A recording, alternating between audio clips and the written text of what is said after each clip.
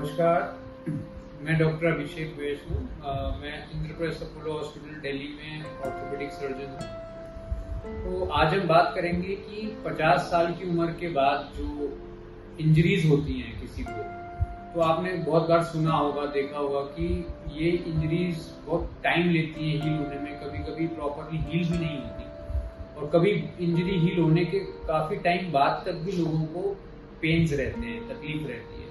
तो इनके क्या कारण हैं, क्यों होता है और इसके लिए हम क्या कर सकते हैं। तो देखिए, ये समझना जरूरी है, जो हमारी बॉडी की हीलिंग कैपेसिटी होती है, जो हीलिंग पोटेंशियल होती है, वो विद एज थोड़ी स्लो हो जाती है, थोड़ी कम हो जाती है। इसके कई कारण हो सकते हैं। एक कारण है कि जो हमारी बॉडी की ब्लड सप्लाई है वो विद एज थोड़ी कम होती है। जो हमारी वेसल्स हैं, जो मांसपेशियां जो ब्लड सप्लाई जाती है, उसकी जो ट्यूब्स हैं वो पतली होने लग जाती हैं, विद एज श्रिंक होने लग जाती है, जिसकी वजह से वहाँ खून कम पहुँचता है। इसके कारण से जो मसल्स हैं, जो टेंडन्स हैं, लिगामेंट्स हैं, उनको ब्लड सप्लाई प्रॉपर ना पहुँचने की वजह से वो ज़्यादा टाइम लेते हैं हील होने में। सेकेंडली, विद एज हमारी बोन्स भी वीक होती हैं। तो आप ये सब जानते हैं कि बोन्स के ऊपर ही मसल्स अटैच होती हैं, टेंडन्स अटैच होते हैं। तो जब बोन्स वीक होती हैं तो ये जो मांसपेशियां जो इन पे अटैच होती हैं, इनको भी टाइम लगता है हील होने में। थर्डली, विद एज हमारी डाइट, हमारी इम्यूनिटी, सब पे असर आता है। इसी की वजह से हमारी हीलिंग स्लो रहती है। तो हम क्या कर सकते हैं अगर हमें इंजरी होती है और उसके बाद हमें टाइम लग रहा है, तो इसको हम फास्ट कैसे कर सकते हैं। तो सबसे पहला जो हम कर सकते हैं वो अपनी डाइट पे हमें इम्प्रूवमेंट लानी पड़ेगी। कैल्शियम रिच डाइट लें, जैसे कि अगर कोई वेजिटेरियन है तो मखाने लें, दूध लें, पनीर लें, है ना, दालें लें। तो इनसे आपकी प्रोटीन और कैल्शियम की रिक्वायरमेंट भरेगी। मल्टीविटामिन्स लें। अपना डेली एक्टिविटीज में थोड़ी एक्सरसाइज, योगा करें, जिसकी वजह से आपकी मांसपेशियां लचीली रहेंगी, स्ट्रेच रहेगी, तो आपकी हीलिंग प्रॉपर रहेगी, वहाँ ब्लड सप्लाई बढ़ेगी।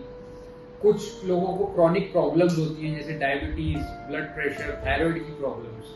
तो अगर इन सब चीज़ों को आप कंट्रोल में रखेंगे तो आपका बॉडी का मेटाबॉलिज्म अच्छा रहेगा, जिसकी वजह से हीलिंग प्रॉपर होगी। सेकेंडली, आप क्या कर सकते हैं, आप फिजियोथेरेपी कर सकते हैं। तो फिजियोथेरेपी आपको दो तरह से मदद करेगा। एक तो आपकी मांसपेशियों में ब्लड सप्लाई बढ़ाएगा, जिसकी वजह से हीलिंग प्रॉपर होगी। और सेकेंडली, आपकी मांसपेशियां स्ट्रेच रहेंगी, इलास्टिक रहेंगी और अगेन आपको हीलिंग में फास्ट रिकवरी देगी।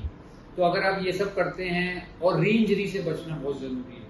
कुछ लोगों को देखा गया है कि सपोज फ्लैट फुट है, पैर का आर्च नहीं है, तो वो बार बार गिरते हैं। तो अगर आपकी पहली इंजरी प्रॉपरली रिकवर नहीं हुई है और सेकेंड इंजरी ऊपर से सुपर इम्पोज हो गई है, तो भी इंजरी बहुत टाइम लेती है हील होने में। और कुछ लोगों को क्रॉनिक प्रॉब्लम होती है, जैसे क्रॉनिक इन्फ्लेमेशन बोलते हैं, जो सूजन जो है क्रॉनिक हो जाती है। क्रॉनिक मतलब कि 6 हफ्ते या 3 महीने से ज्यादा उनको हो गए हैं और वो तब भी अगर परसिस्ट करती है, तो डेफिनेटली कुछ स्पेशल मेडिसिन होती हैं जिसके द्वारा ये सूजन और इन्फ्लेमेशन को कम किया जा सकता है और हीलिंग को हेल्प करा जा सकता है। तो अगर आप इन सब प्रॉब्लम से जूझ रहे हैं तो अपने डॉक्टर से मिलें और इसका जल्द से जल्द समाधान करें।